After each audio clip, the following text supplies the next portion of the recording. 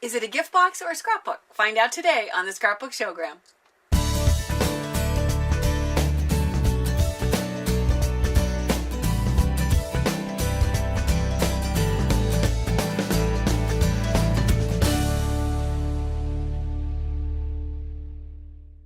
Well, here's the project that we're going to make today, and it looks like kind of a fun little gift box. And actually, if you think of photos as special gifts, I suppose it is a gift box, because when you lift the lid, what you have is really this fun scrapbook. It is a perfect way to feature 4, or you could even have a 5th photo inside. If you wanted to, you could also have photos on the outsides.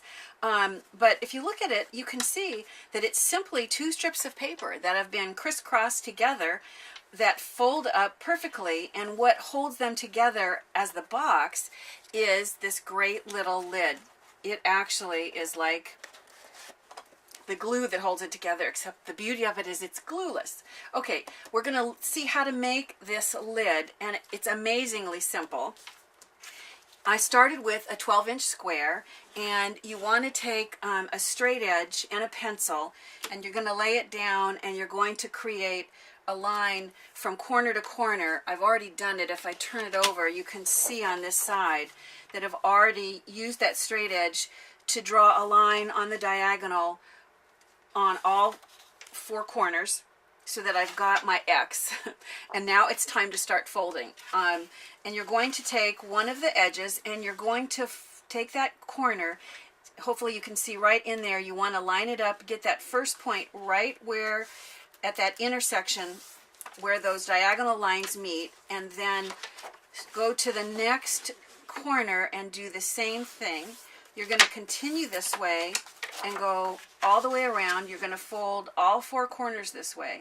The first few steps are actually repeated on all 4 corners, so it makes it really easy. You do the first one, and then you just kind of continue. That gives you the first 4 folds.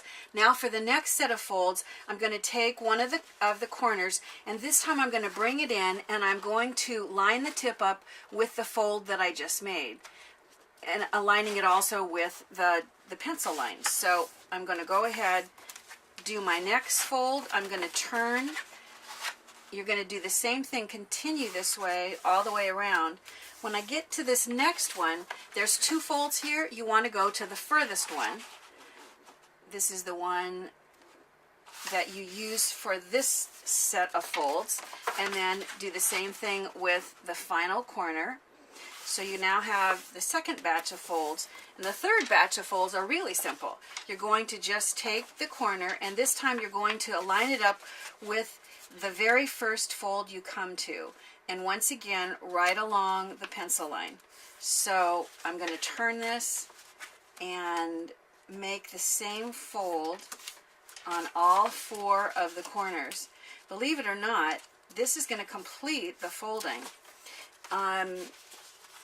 This is an incredibly simple but really effective way to make a sturdy little box. Now I'm going to take the scissors, and it doesn't matter which corner. This is the first step that you're not going to do the same thing on all 4 edges, so don't get ahead. What I'm going to do is I'm going to pick one of the fold lines, and I don't know if you can see it. Hopefully Jim can get in really close, and you can see I'm going to cut along this fold line from this edge until I hit the center fold. This right here is, these folds here are showing me what the actual lid is going to be to the box. So I'm going to cut right along that fold line until I hit what would be the box lid, and then I'm going to come over on the other side of this corner, and I'm going to do the exact same thing. I'm going to cut on that fold line until I get to the box lid itself. Now, you can't do this on all 4 corners. What you want to do is skip the 2 sides. Wherever you started, you're going to go directly across from it and do the exact same thing. I'm going to follow on that fold line until I hit that square that's my box lid and come across and do the same thing on this fold line. Stopping once again. Notice that I'm stopping, if I hold it up, I'm stopping at this edge here. This is going to be the actual top. Well, if you look at closely, you can see that I've rubber stamped circles using just the watermark ink pad, and I've done them just a very, kind of a random pattern on the top and also on the sides. It's easiest to do this while it's flat. So I'm going to turn it over and I'm going to rubber stamp along this square and these outside 4 edges that will actually be the sides of the box. To create the polka dots, I'm going to use a watermark ink pad, which I love. All it does is it just deepens the color of whatever paper you've started with. And I'm going to use this. I just cut some circles. You can use a die cutting system or just scissors and cut circles out of foam, or this is self-adhesive rubber. I stuck on an old film canister. You can use an old cork from a wine bottle, something to allow you to be able to hold it. I'm going to use this to rubber stamp some of the large circles. So it's just going to be a random placement. Some of these are going to get covered over, and usually a nice design is when you have sort of that triangle shape. And I'm going to go back. It really looks nice to have some of the designs go over the folded edge. So I want to just create a fun random pattern to begin with of these larger circles. And I even want some of the circles to look like they go off the bottom edge. So I'm going to go and do that as well. Once I've done the larger circles, now I'm going to just take 2 different size pencils and I'm going to use, a fresh eraser to be able to create the polka dots in a couple of other sizes. So I'm going to ink this up and just add some fun extra dots in this size. Okay, that's pretty good coverage on what's kind of the medium-sized circle. Now I'll take the smaller pencil and I'll go back, just do the same thing, just tap it into the ink pad to get a lot of ink on there, and then just start having fun. If you like to do projects with your kids, oh, this is something that's really fun for them to do. This stamping with a pencil eraser, and it's something that, we all have around the house. So it's a really great thing to allow them to be able to participate in your scrapbooking as well. Once you have all of the polka dots, I'm going to do the rest of the decorating of the box lid once the lid is constructed. So I'm going to turn it back over and I'm going to position it so that the edges that I cut are on the sides. And I'm just going to bring the corners forward one at a time. So the first thing I'm going to do is take some adhesive and I'm going to just put a little bit of it right along that pencil line, so that when I bring this back, I'm going to bring that first corner right back to that center X like we'd started with, and that adhesive that I put down will hold it. Now I'm going to reverse on this fold line and bring it up, and I'm going to reverse on this fold line, bring these 2 edges in. The fold lines are already there, and you can see how it's starting. I'm going to turn this over so that I can do directly across, do the same thing. I'm going to add adhesive right down the pencil line to just help hold it in there. And I'll go ahead, reinforce that fold, and then bring up and fold the opposite direction of the one that was there, and the same thing with these edges here, so that you can really start to see how it's creating the box. Then I'm going to turn it and do the final 2. So I'm going to put my adhesive right again, once again on the pencil line, and bring it over the edge, and I'm going to fold back this final fold before I get it in there because it's a little easier when it's loose. position it into place, and then push where that adhesive was, and then I'll go back and I'll really push down on my folds, bring it around, do the same thing. I'm going to put my adhesive along the pencil line. I'm going to reverse fold this final little edge, bring it over the lip, push it into place so that that adhesive that I put on there can hold it in, and then sometimes I'll even go back at this point with my bone folder and now really reinforce all 4 of these folded edges or corners of that box lid to give it a really nice crease. It makes just a great sturdy little box lid.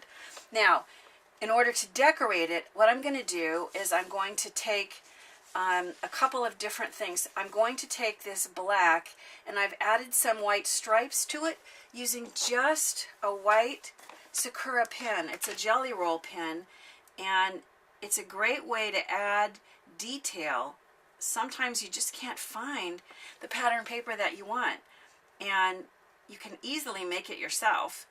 If you have dark colored paper, by just adding the detail, in this case just simple stripes with a white pen, and it dries incredibly quickly, so we're not even going to really have to put anything on hold while this is drying. If I bring the lid up, you can see that I've got this little red edge as well. So I think to start with, what I'm going to do is put some adhesive on the back of this black so that I can overlap it with the red.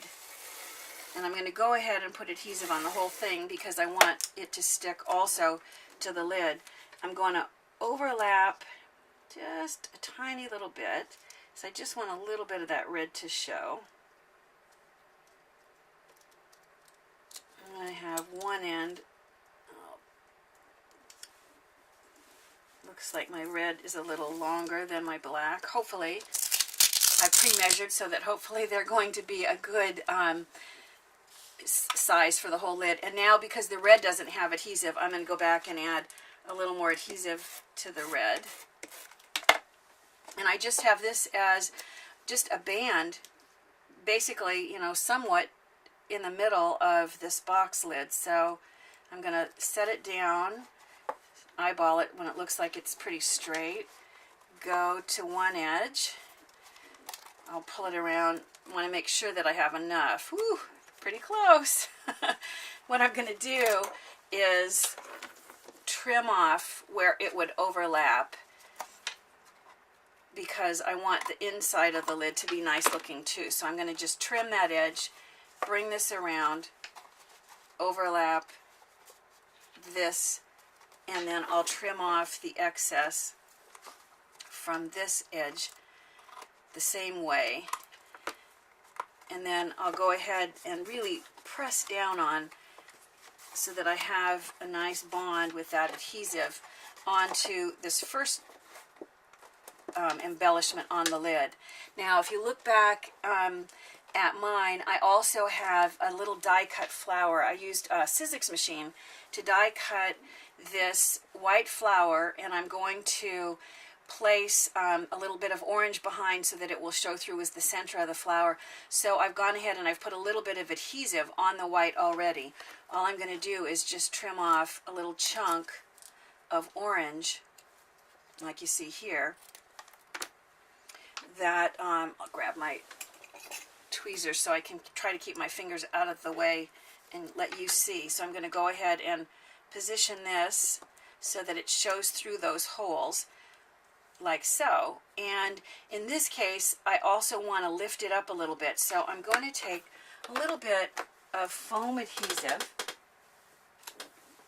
and once again, I just need a little piece of it.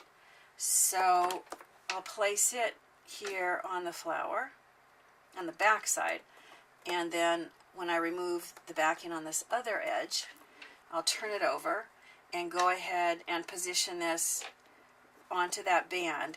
And then the final thing, the same die that I used to cut the flower also has these petal shapes. So I'm going to take and add a little bit of detail with a marker. So I'll add just a little bit of that, like kind of that vein that runs down the center. And I need to put adhesive. And if you haven't seen me do this before, when I need to put adhesive on something small, it's handy to take a Post-it note and turn it over. This is the sticky side, you know, this is not sticky, but this is just that sticky edge on the Post-it note. I'm going to place each of the leaves onto this Post-it note, and with the back side that I want the adhesive to go on is what's exposed. The adhesive on the Post-it is going to hold it in place so that I can put my adhesive in. You know, you can put more if you want. Doesn't need to be a ton. And then I'm going to go back and peel these off, and I'll go ahead and I'll add these to the, as kind of the final element. Once again, see if I can do this with tweezers so that my hands are not in the way. And add one final one on this edge to create that design that decorates the box lid. So you can see that goes together really easily. Now for the bottom of the box, what the bottom is made from are two strips. Once again, I'm using white cardstock, and because the lid of the box is just a hair, if you start with a 12-inch square piece of paper, the lid ends up being just a little bit greater than 4 inches. So what I did was I cut my strips at 4 inches, and I've gone back with a bone folder and I've measured in and scored at 4 inches, measured in and scored at 4, and since it's 12, you know, it's going to come out even. So I've done that with each of these, and these scores, I can barely see them, so I know you probably can't see them, but as I fold, it will become more clear. I'm going to fold on my score line, and then I turn it over and I make sure that I'm lining it up with the rest of the strip of the paper to make sure that it's a nice straight fold line. So here is the first strip. Okay, so at this point I've done the scoring for both of these, and now I simply am going to overlap them to create the box bottom. So I'm going to put my adhesive on the center portion of one of the strips and overlap it. I can't get rid of the extra little pieces with the other strip that goes the other direction. You want to make sure that all of your corners, you know, that you've placed it so that all of these are still going to fold. You know, double check while you can still move it around, and yes, everything is going to still work.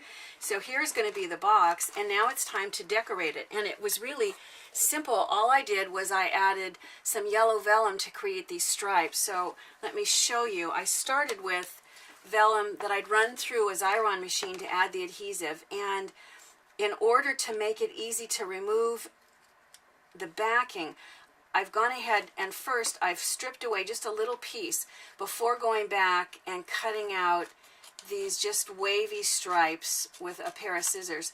Now I've got, if I pull this back up, you can see I now have a really easy place to be able to pull that backing away. So I'm going to start in the middle section. Let me turn this over. I'll do the one closest to you. Maybe that'll be the easiest. I'm going to start in the middle, and I'm going to, you know, eyeball about where the middle is, line that up, and I'm going to go right over the edge. And then I'll take another vellum strip, and this time I'm going to go to the outside edge. And when I have this lined up, if I don't get the edge, I can always trim it off with my scissors later. But if I can save myself an extra strip, an extra task, it's always helpful to do.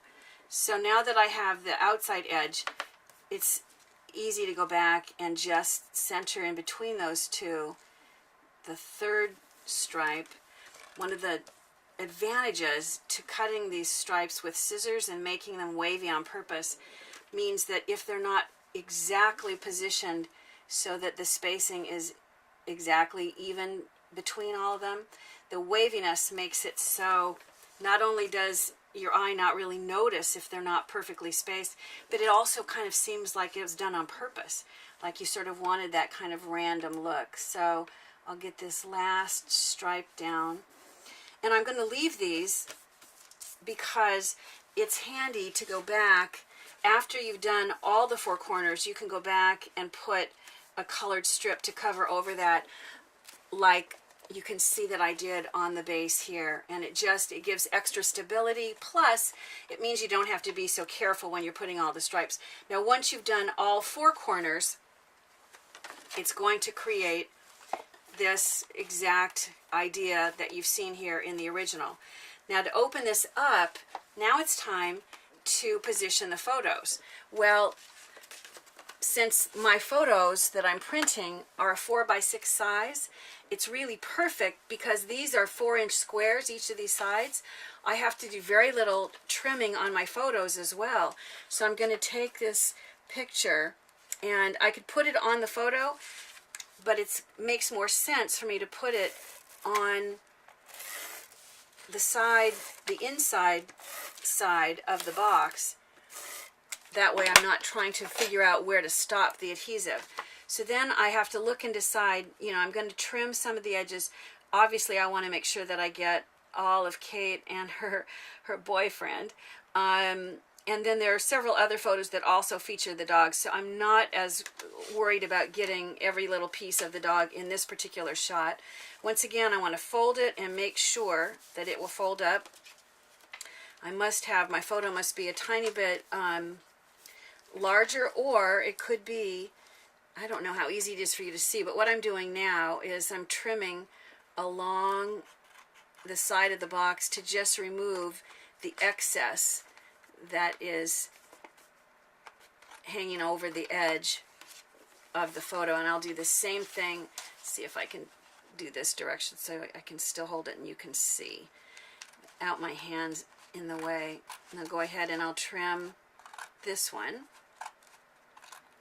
And the side on my box must be just a hair smaller. There's a tiny little bit, and that would bother me, so I'm going to trim off a little bit of the top of this as well, so that you end up with that first photo and the first decorated side. You do the same thing and add the rest of the photos around all four of the edges. Now you could put another photo in the bottom. You could also do your journaling right in the bottom, but journaling is something that's handy to do on a separate paper, so that if you make a mistake or you don't like how your handwriting looks or you misspell a word, all you have to do is do a new sheet. So in this case, I'll bring this up so you can see what I used here. I just took and I cut a square that would fit right into the nestle into the bottom of the box, and I've decorated it with this band of sort of a deeper gold, and then I've added the same sort of thing as the stripes on the lid, only this time they're orange. So you can see I've added the orange stripes. I've gone ahead with my white pen and I've done more striping to create this element here. I've added I've just handwritten the Puppy Zone Day because that was what the photos were taken on Puppy Zone Day. I don't know how easy it is, but I've also used my Versamark, the watermark ink pad, to also create paw prints as a pattern on here. And because it's loose, now I'm going to turn it over and Kate is going to print what she wants to say on the back of this, because this will be her little scrapbook. And then the final little detail is just going to be added with one of these fun little black and white stickers from Mrs. Grossman's, and that completes the journaling portion. What's really fun about this, normally when I give this to Caitlin, since the dogs play, she plays with them with a tennis ball. I'm going to drop the tennis ball in here, and like the dog leash, any other little 3D souvenirs can sit inside this box as well. And then once again, when you place the lid, it holds the edges together and it just creates this cool little thing. You know, it looks like a great gift box till you lift the lid, and then what a super surprise to find photos inside. Remember, I love hearing your comments, and be sure to share us with your scrapbooking friends. And if you haven't already subscribed, be sure to do so. Bye for now.